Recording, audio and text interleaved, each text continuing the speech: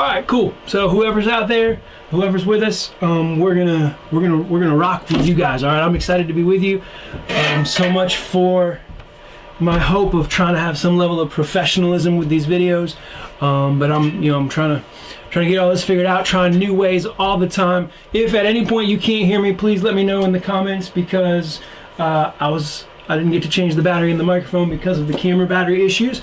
But with all that being said, we are ready to go as soon as I go grab my notes, which are over there, so give me just a second. All right, so a couple of quick announcements before we jump into the rest of what we've got going on this tonight. First thing is that Fine Arts Live was scheduled for this Friday, May 15th, but we've decided to move it to next Wednesday, May 20th, so a week from today. We've done that for a few different reasons. One, we want to give you guys a little bit more time to put your stuff together. I know I've been in talks with a couple of specific students who are having trouble meeting the deadline. Two, we want to put it in on a Wednesday night so that it kind of keeps some consistency.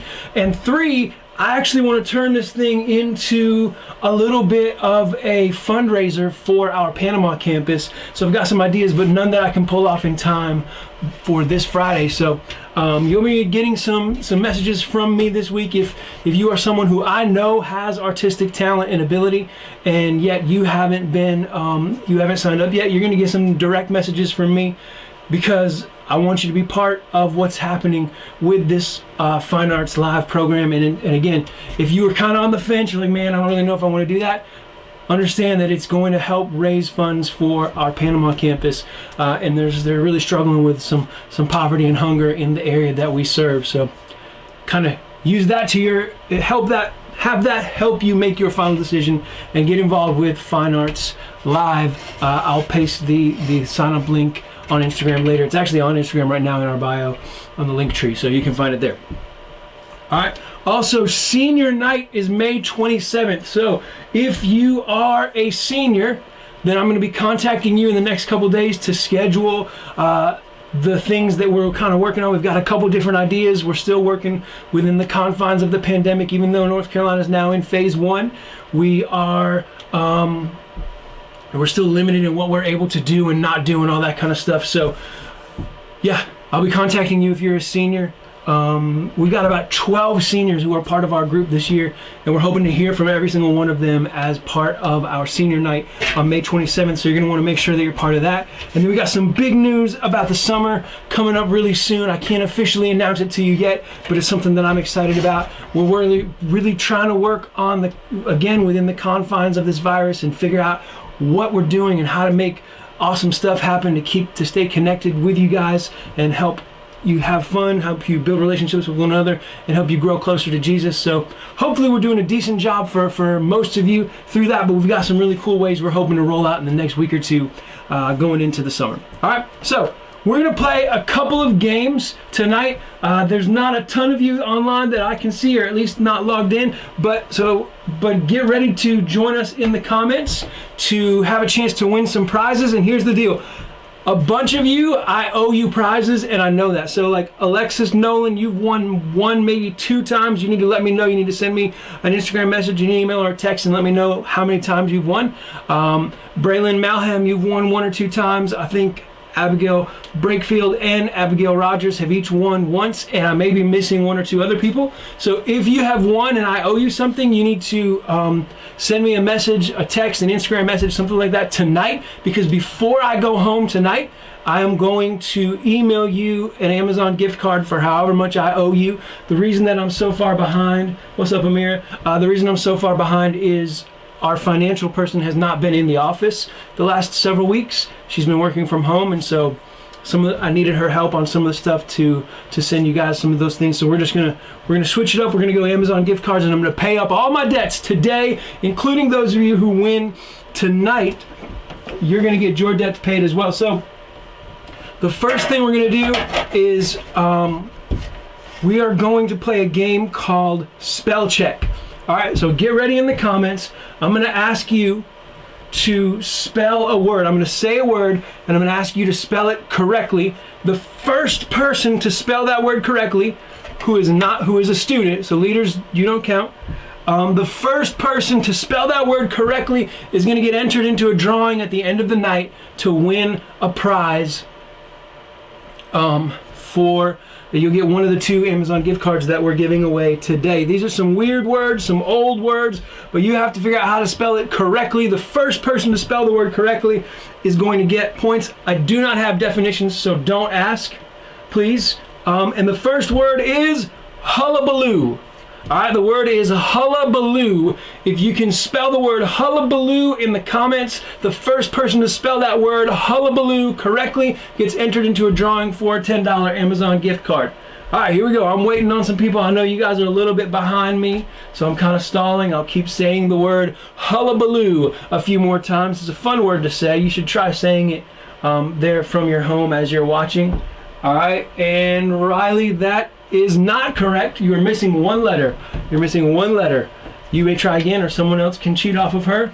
All right, hullabaloo is the word we're looking for. Nope, not even close, Des. Good try, Amira. You're also missing 1 letter. All right, come on, hullabaloo. Come on, I'm waiting on somebody. It's just 1 letter. I'll give you a hint. It's an L. Riley and Amira, you were both missing an L. I don't like the delay, man, because I don't know at what point you guys can hear what I'm saying. Nobody. I'm gonna wait about 5 more seconds.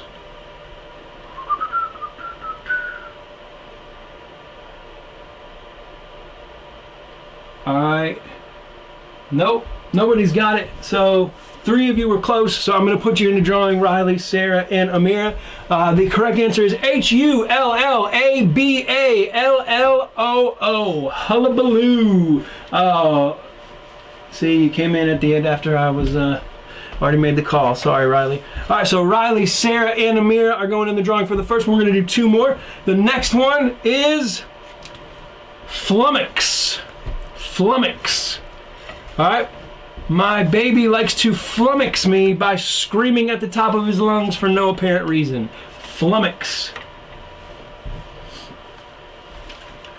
And this is just that awkward part where I wait for what I'm doing live to catch up to you guys on YouTube. Close, Alexis. You are 2 letters off. 2 letters off still. 1 letter off. And Amira, you have not got it. You got an extra O in there. Okay, there you go. Sarah's got it. Sarah's got it. So does Amira. So does Luke. So does Riley. So they'll all go in the drawing. Great job. And then 1 more. There's just another fun word to say. All right. The correct answer, not correct anything. The word is nincompoop. Nincompoop.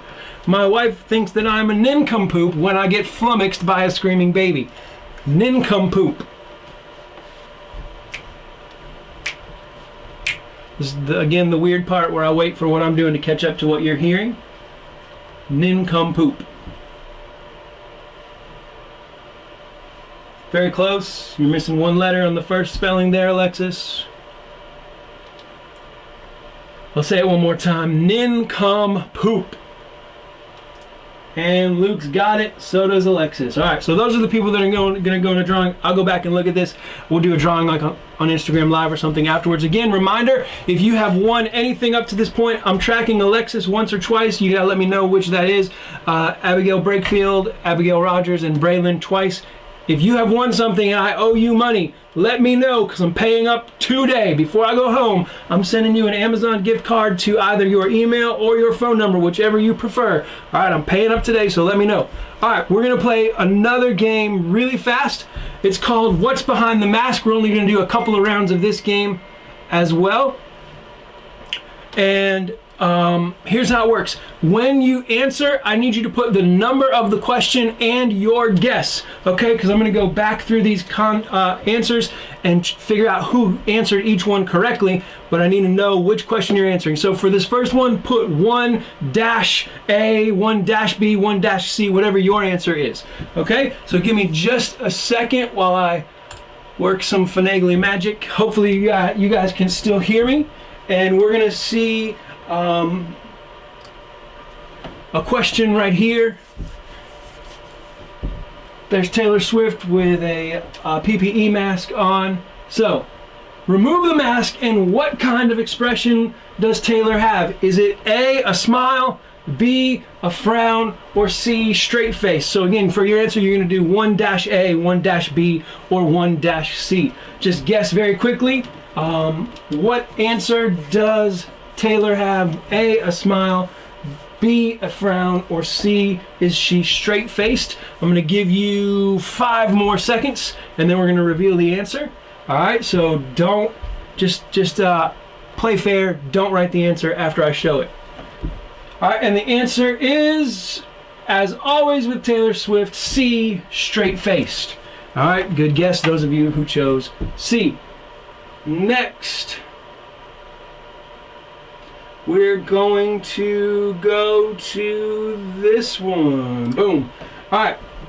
Remove the mask, and where will you find Steph Curry's mouth guard? Is it A, side of his mouth, B, on his teeth, or C, he will have no mouth guard? And this is question number 2. So 2A, 2B, or 2C. All right, where will Steph Curry's mouth guard be? On the side of his mouth, on his teeth, or there is no mouth guard? Which answer do you believe to be correct? 1A or 2A, 2B, or 2C? All right, Amir is guessing C, no mouth guard. Still the answer I've seen so far on this one. I think YouTube is way behind me. All right, Des and Riley are both coming in with C as well. Alexis has got A. And I'll give you about 5 more seconds. 3, 2. Abby said C. Luke's got C. Sarah's got C. The correct answer is A, on the side of his mouth. Every time that they're not actually in action, that's where that dude's got his mouth guard, is on the side of his mouth, chewing on that mug, because that's just what he does. All right, we'll do one more on this game, and we will save the rest for another time. All right, remove this mask, and what is on The Rock's face? Is it A, a beard, B, clean shaven, or C, a goatee? So again, 3A, 3B, or 3C?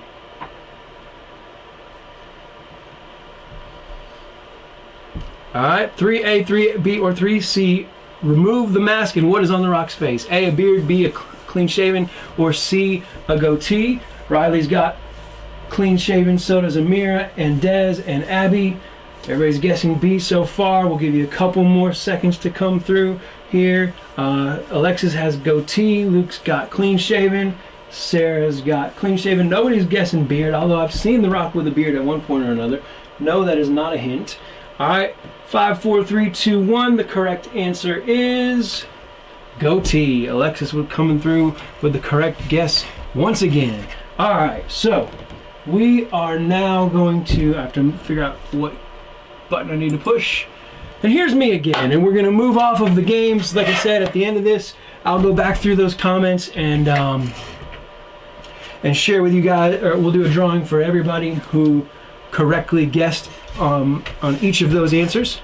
But before I jump into the message tonight, for those of you who maybe jumped on a little bit later, I want to recap a couple of things. One, Fine Arts has been moved to next Wednesday, so you've got a little bit more time to record those videos. I know some of you are waiting for like copyright clearance.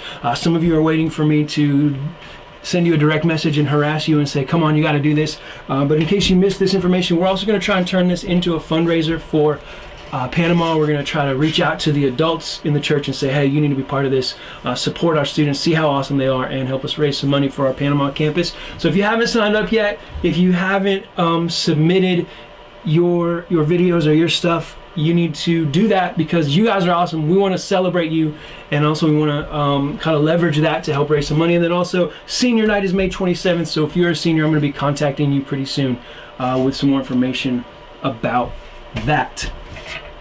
Last thing, today was officially the last day of our 21-day reading plan through the book of John. But if you follow us on Instagram, you know that we haven't posted a lightning round video for several days. Part of that is because my parents were in town and I forgot to text the people who were scheduled, or even ask some people to jump on the schedule.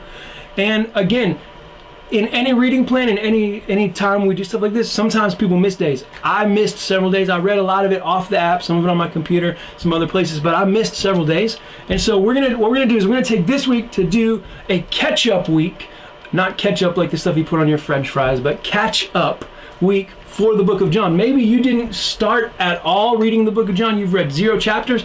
Guess what? If you read 3 chapters a day, you can still read the whole book.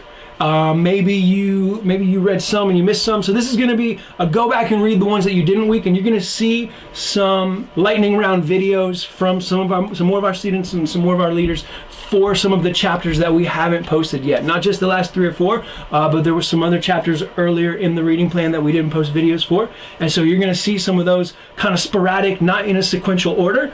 But for me, it's just kind of a way of saying, hey, you know what? We have a plan. We set out to read a chapter a day. Sometimes that doesn't work. We get messed up. We get off track. That's okay. The point of this whole thing is just reading the Bible, getting to know Jesus a little bit better. And so this week is going to be a catch-up week for the Book of John reading plan. And you'll see some lightning round videos on our Instagram that speaks to that. And also some of you watching, get ready for me to text you and say, hey, I need you to do a lightning round video.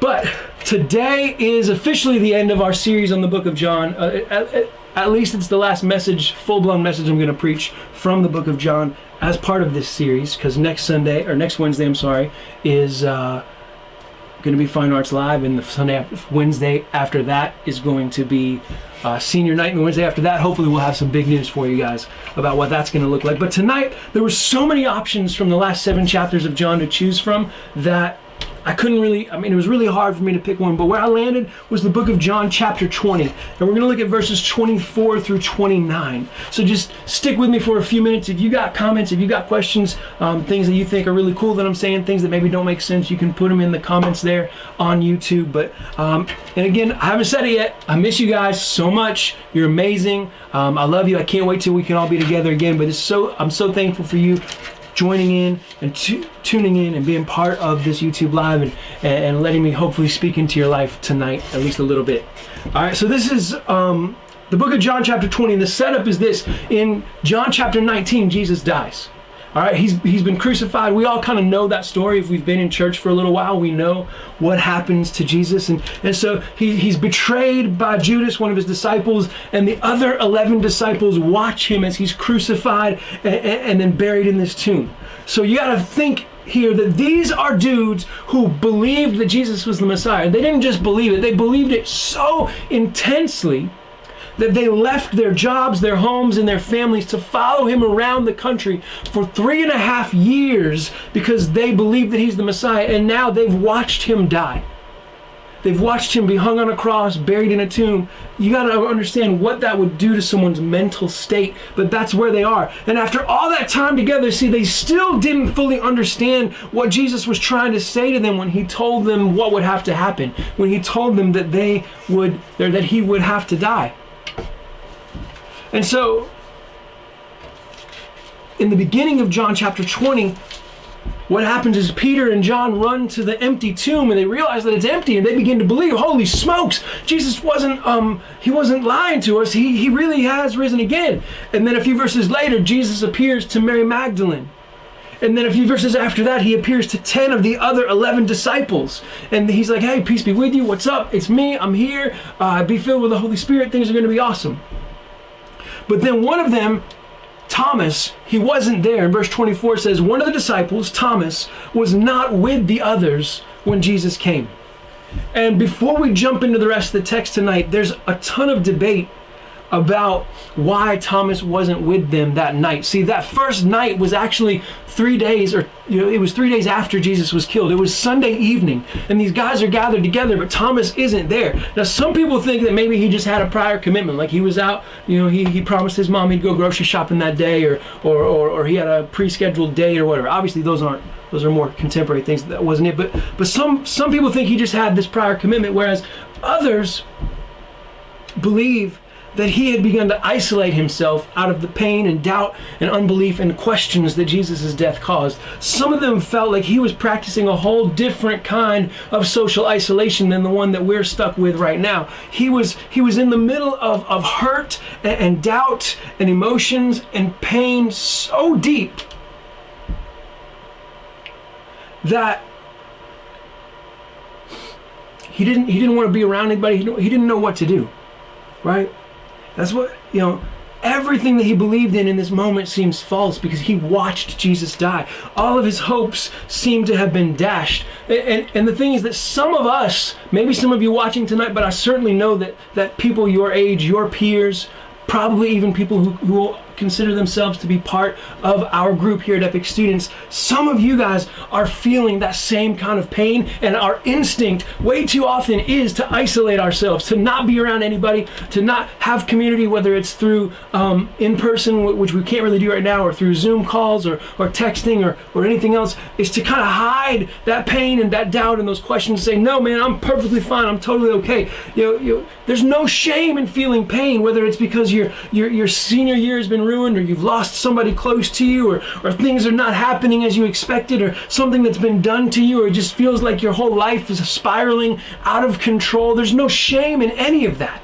There's no shame in experiencing and feeling emotions and having questions and feeling the pain of your situation. In fact, Thomas experienced all of those things. He well, maybe not his senior year ruined, but he lost someone that was close to him. Things were not happening as he was expected. Things were being done that he didn't have any control over. He's going through all of that, and so it's hard for him to accept what his friends are saying. I want to just be very forthright tonight and say, I understand that sometimes the level of pain and difficulty that we're going through is a whole lot bigger than comments like, it will be all right, or everything will all work out. Sometimes those things are simply not enough. Sometimes we understand and believe in our minds the reality of Romans 8:28, for God will work all things together for the good of those who love him and are called according to his purpose. But we don't always feel it. And sometimes it's hard to believe it depending on what we're going through. The cool thing about this, I guess you can say it's cool, is that Thomas was honest about where he was and what he was feeling. He was honest about his doubts and his questions and his pain and his hurt. Now, he may have isolated himself for a little while, but we'll see in a minute that he realized and understood his need for community. He was honest about that, and that's really cool because honesty is part of the healing process. Then in verse 26, I'm sorry, I skipped over a verse. Skipped over a whole bunch of stuff. My bad. Anyways. Verse 25, the disciples came to Thomas. So he kind of wasn't there. We don't really know. We feel like there's maybe isolation. They said, hey, we've seen the Lord. But he replied, I won't believe it until I see the nails in his hands, put my fingers in them, and place my hand into the wound on his side. So again, this is not just regular skepticism or doubt. Thomas has been deeply hurt by Jesus' death. Everything he believed seemed false. All of his hopes seemed dashed, right? But again, he's honest about where he's at. He's not saying, hey guys, cool, I believe you saw Jesus, that's great, I don't need, that's great, yes, Jesus is alive, this is awesome, let's do it. The reality of his experience, or the weight of his reality is what I'm trying to say, was so heavy that he couldn't really bring himself in that moment to believe what his friends were saying. I think there was probably part of him who was like, that's amazing, that's true, but he's like, for him, it was this admission like, I can't risk believing you until I see it for my own eyes. I can't risk getting my hopes back up until I've witnessed with my own two eyes, I've touched with my own fingers that what you're saying is true. So again, he's honest about that. But in verse 26, beginning in verse 26, it says, 8 days later, the disciples were together again, and this time Thomas was with them.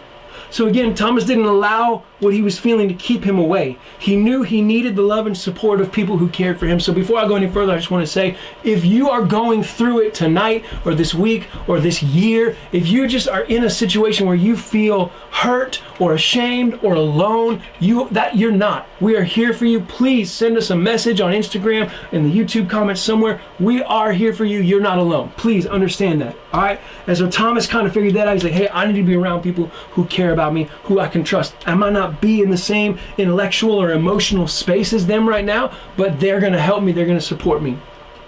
And so he's hanging out with his homies, and the doors were locked, it says in verse 27. But suddenly, as before, Jesus was standing among them. Peace be with you, he said. Now, I don't know about you, but the very last thing I'm going to feel if I'm in a room with 11 dudes and all the doors and windows are locked, and all of a sudden there's 12 dudes in there because poof, he just showed up. The very last thing I'm going to feel is peace. I'm going to be stressed out. I'm going to be worried, like, what is going on? Okay? But Jesus shows up. He's like, hey, what's good, everybody? Peace be with y'all. I just kind of floated in through the walls. But then in verse 27, it says, then he said to Thomas, put your finger here and look at my hands. Put your hand in the wound on my side. Don't be faithless any longer. Believe. See, you got to understand, these were the exact things that Thomas said he would need to do in order to believe that Jesus was alive. But Jesus wasn't there when Thomas said them. So Jesus is directly addressing the things that Thomas is going through. He's attacking his uncertainty head on. He's saying, Thomas, if this is what you need to believe in me, here it is. I've got you, man. Listen, there's no condemnation for your questions. There's no shame for your pain. I'm not going to praise you. I'm not going to say, hey, good job, Thomas, you're doubting, you're questioning. That's not something to celebrate, but it's not something to be ashamed of either. Jesus isn't saying, Thomas, how dare you not believe it when your friends told you I was alive? He's not saying, Thomas, how dare you not be, hey, thank you, Jesus, that my senior year is ruined. Hey, hallelujah, this is great. I'm so excited that I've been stuck inside my house for 9 weeks. He's not saying any of that. He's saying, hey, let me meet you exactly where you are. If this is what you need to be comforted and to believe, let me give it to you. Look, Thomas, here's my hands. Look, here's my side. It's me. I'm the one. Everything I told you was true. If this is what you need, I've got you. And so I just want to remind you tonight that whatever you're going through, whatever you need, Jesus has the answer for you. You just have to be willing to listen, right? He didn't shame Thomas for his pain. Sometimes doubt and pain and questions are part of our journey as we follow Jesus, but we cannot allow them to become our destinations. Doubt and pain and questions are going to be part of our journey, but we cannot allow them to become our destination. They become destinations when we decide to stop there. Doubt, pain, and questions can only become destinations when we decide to stop there. They're nothing to be ashamed of, but they're nothing to be proud of either. Jesus is going to meet us exactly where we are. If that's where we're at, he's going to give us what we need to move past that, but we have to be willing to move past it. We can't set up camp in the middle of our pain. We can't establish our dwelling place in the middle of our questions and our doubt. We can't allow our fear or anxiety to become our destination. It can be part of our journey, part of the hills and valleys of life, part of the ups and downs of following Jesus, but we cannot allow the low places, the pain places, the questions and the doubts to become our destination. As I was researching this message, I read a comment from a theologian that said, when you want assurance, look to the wounds of Jesus. So in this moment, Thomas is going through all of this emotional pain. He's got these big questions, these big doubts. He doesn't really understand what's going on with life and where he's at and the way that things are happening in the world. And his answer is in the wounds of Jesus. And so tonight, no matter what you're going through, maybe you're dealing with depression or anxiety or you're stressed out, or maybe you still haven't come to terms with the fact that your senior year has been ruined, or that you've missed a lot of opportunities, or you're just overall just sick of being inside and stuck and not being able to live your life the way you are, and it's just frustrating. You've got questions, you've got doubts, you've got disappointments, wherever you're at. Or maybe it has nothing to do with any of that. Maybe your struggles are started long before COVID-19 and you're worried that they'll be with you long after. Wherever you are tonight, if you want assurance, look to the wounds of Jesus. Now, you may not be able to see them with your own eyes, but understand that Jesus' hands were pierced. His side was stabbed, not because he wanted to, not because he's some kind of masochist who's like, hey, that sounds fun, let me get in on that. It's because he loved you. It's because he was there for you. Theologians believe that Jesus took the weight of sin, both past, present, and future, on himself when he died. So he died for you. He died for me. He died so that he could be there for us in our lowest points and in our darkest places. If you need assurance tonight, look to the wounds of Jesus. I could tell you some other things. If you need help, if you're in a bad spot, please let us help you. Please let us be there for you. Reach out. Let us know what you're going through. We want to help. We want to be part of we want to be part of the solution. And again, honesty about that is a big part of the process. But if you want assurance, look to the wounds of Jesus. His hands were pierced, his side was stabbed because he loves you. And that's, it may not intellectually be the answer for everything. It may not instantly wipe away all the emotions and questions that you have. But it's going to give you assurance that you're on the right track. All right, verse 28 shows us that, because it says, "My Lord and my God," Thomas exclaimed. Instantly, his doubt turned to faith, his unbelief turned to belief. Thomas believed instantly. He believed at an even greater level than some of his friends. He called Jesus names reserved for deities, indicating his extreme belief that Jesus was exactly who he says he was. He was God. He was the Messiah. He's again open and honest about where he is all this time, although this time he's done a total 180. There's no more doubt, there's no more questions. He's like, Jesus, you're it, man, you're the one, you're the Lord, the Savior, the Messiah, the King, it's you. And the takeaway that I have from this is that your story has the power to impact lives. See, Thomas was in a low point. He was much more hesitant to believe than any of his friends. And he was experiencing all these doubts. But then Jesus came in and he gave Thomas exactly what he needed in that moment. And then Thomas went from being in a low point to having more faith than any of his friends. And then Thomas's faith, I believe, inspired some of the other disciples to kind of open up their eyes all the way and be like, holy smokes, Thomas is right. This is it. Jesus is the Messiah. He is the one. And so your story has the power to impact lives, and I'm going to go back again to honesty. When we're honest about our low points, it makes the honesty about our high points that much greater. When we're honest about our struggles and our difficulties, then we can be honest about the victories, about how Jesus has brought us through those difficult times. And your story has the power to impact lives, because we all have these hills and valleys in life. We all have low points and high points. And when you're honest with people about, hey man, I messed up. This is where I was at and Jesus pulled me up. This is what the sin I was stuck in and Jesus rescued me. He saved me. Your story has the power to impact lives.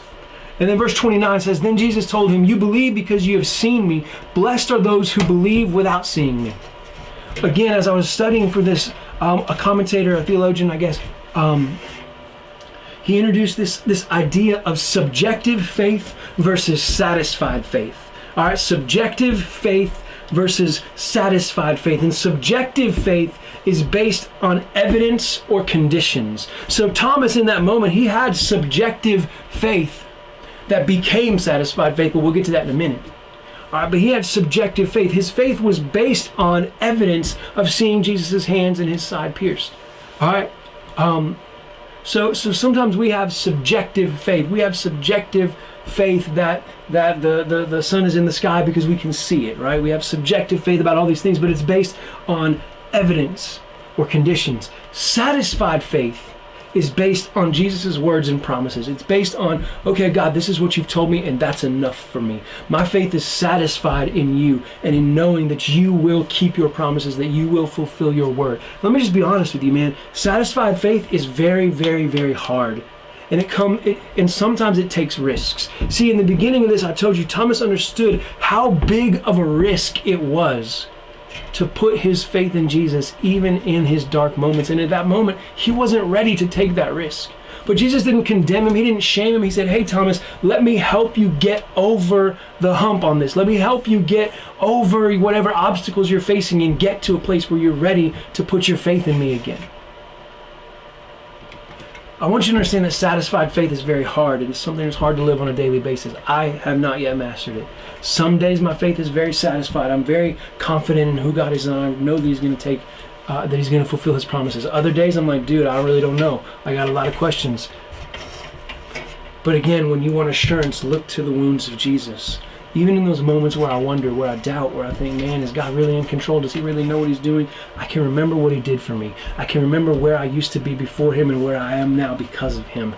And I begin again to have that kind of satisfied faith, to put my trust in Him and know that He's going to get me through no matter what I'm going through.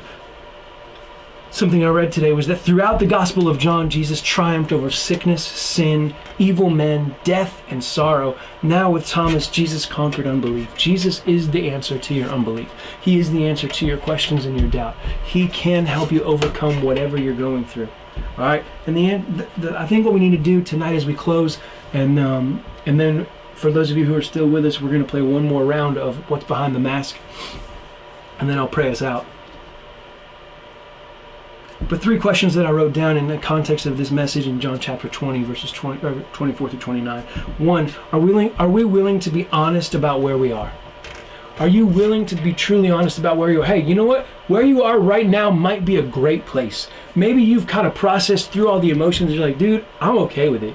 I understand that whatever I'm going through, that God's going to work it together for my good, that He's got something better for me on the other side. I'm holding tight to His promises. Are you willing to be honest about that? Not just with yourself, but publicly, to allow your story to impact lives? Or maybe you're on the opposite end of that and you're really struggling. Are you willing to be honest? Are you willing to turn to somebody and ask them for help?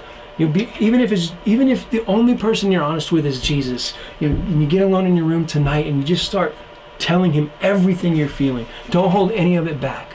Don't be shy. Don't pretend like He already knows. So don't pretend like you're not going through what you're going through. Just be honest with Him. So that's question 1. Are you willing to be honest? Question 2, are you willing to keep believing without seeing?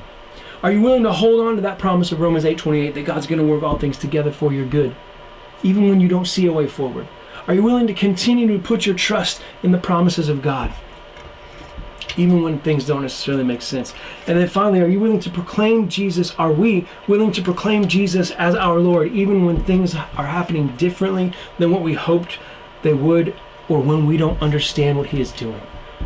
Another way to say that, are we willing to have satisfied faith as opposed to subjective faith? Are we willing to be satisfied that Jesus is who He says He is, and that He'll do what He says He'll do, even when we don't see how He'll make it happen? And He tells us in verse 29 that when we can answer yes to those 3 things, when we can say, yes, I'm willing to be honest, yes, I'm willing to keep believing without seeing, and yes, I'm willing to proclaim Jesus as Lord even when I don't understand how He'll fulfill all of the promises that He's made, there is a blessing reserved for us that is not accessible to those who have seen in order to believe. There's a blessing reserved for us when we're willing to say, God, I don't see it, but I believe it. Even without the benefit of sight, I know that You're in control. If we're willing to do that, there's a blessing for us that no one else has access to. I'm going to pray specifically about this, then we'll play a round or 2 of What's Behind the Mask, and then I'll pray us out for the night. All right, hey God, I just want to thank You for all the students who are joining in tonight, but I specifically want to pray for those who are out there and who are dealing with something difficult. They're in a low point, they're struggling with something. One, I want to pray that You would help them to be honest, that You'd help them to reach out to someone that they can trust, preferably an adult, God, or even to turn to You and to be honest with You, to pour their heart out to You. 2, I pray, God, that when we need assurance, we would look to Your wounds, and that we would look to the wounds of Jesus and remember all that You've done for us, and that we would have faith that You'll continue to provide for us going forward. And 3, God, I pray that You would help each of us to grow and to have a satisfied faith, not just a subjective faith. God, a faith that's not based on the conditions of our current situation and based on what You're doing for us right now, but a faith that's satisfied that You are who You say You are because of all of the things You've done for us in the past and all of the things that we know You'll do for us in the future. Thank You, Jesus, and in Your name we pray. We all said amen. All right, so we're going to go to question number 4, if this is the right button, which it is. That's not the question, that's the rock. All right, we're going to do 2 more. All right, so this is number 4. So for your answer, put 4A, 4B, or 4C. What does Ed Sheeran have behind this mask? Is it A, lipstick, B, a clown nose, or C, a lollipop? What does Ed Sheeran have behind this mask? A, lipstick, B, clown nose, C, lollipop. Again, the answer there would be 4A, 4B, or 4C. All right, Riley's going with lipstick. Again, we're in this awkward part where YouTube kind of catches up with me. Sarah's going with clown nose. Abby's going with a lollipop. Wait for a couple more answers to kind of trickle in here. And then I will reveal the correct answer. It is one of the 3 that have been guessed. Alexis is going with lipstick. Jennifer saying clown nose. All right, so we're going to go ahead and show you the answer. The answer is clown nose. Ed Sheeran had a clown nose behind that mask. And we'll do one more, and then we will send you guys all on your way for the night. Alright, let's see. Let me find a good one. That's too easy. Here we go. All right, what are you going to see on the mug of this pug? Is it A, tongue out, B, a smile, or C, a snarl? What are you going to... No, it's not poop, Alexis. I know you commented that a long time ago, but that's what I'm seeing it. What are you going to see on the mug of this pug? This is number 5, so is it 5A, tongue out, 5B, smile, or 5C, snarl? What are you going to see on the mug of this pug? Riley's got smile. Can pugs smile? Abby's got tongue out. Okay, we'll wait for a couple more to come through. Oh, Amira's also got tongue out. Riley changed her answer based on my comment. I don't know if pugs can smile, don't you? Well, I don't know what your dog is, Riley. You've got like a weird dog. All right, we got some A's and some B's. All right, a few more answers may trickle in, but I'm going to go ahead and reveal that the answer is A, tongue out. All right, so if you guessed A on that one, you are going to get put in the drawing. Again, your name will go in there however many times you guessed correctly. All right, that is it. That is Epic Students Online for this week. Remember a couple of things real quickly. One, next week, Fine Arts Live. If you haven't signed up yet, do it, man. Now it's for a good cause. We're raising money for Panama, so how can you possibly say no? Be part of Fine Arts Live. Senior night is May 27th. Seniors, please be looking out for communication from me, hopefully in the next couple of days, to try to schedule some stuff to get you to be part of this night, some ideas that I have. If you're in high school, we do have a Zoom call tomorrow at 4 o'clock. It's been really awesome the last few weeks to see you guys' faces and be able to laugh with you. And then 4, and probably most importantly, I love you guys. You're amazing. I miss you. I'm so thankful for you for being part of these Wednesday nights every single weekend, as often as you're able to be here. Again, man, I say this every week. I could talk for 20 minutes about how much I wish that we could all be together, because you guys are amazing. And please, if there's anything at all that I can do for you, your family, your friends, anything that we can do to be a blessing to you or help you with whatever you're going through, please let us know, because I just miss you guys. You're awesome. I can't wait to see you again soon. Thank you so much, and have a great week. I can't wait to see if you're in high school tomorrow at 4 o'clock. Otherwise, next week for Fine Arts Live. If you're talented, get it in there. I'm just going to end it, because otherwise I will keep talking. So you're going to see me disappear off the screen, and that's the way that I have to turn the thing off. So thank you guys so much. I love you. I'll see you soon.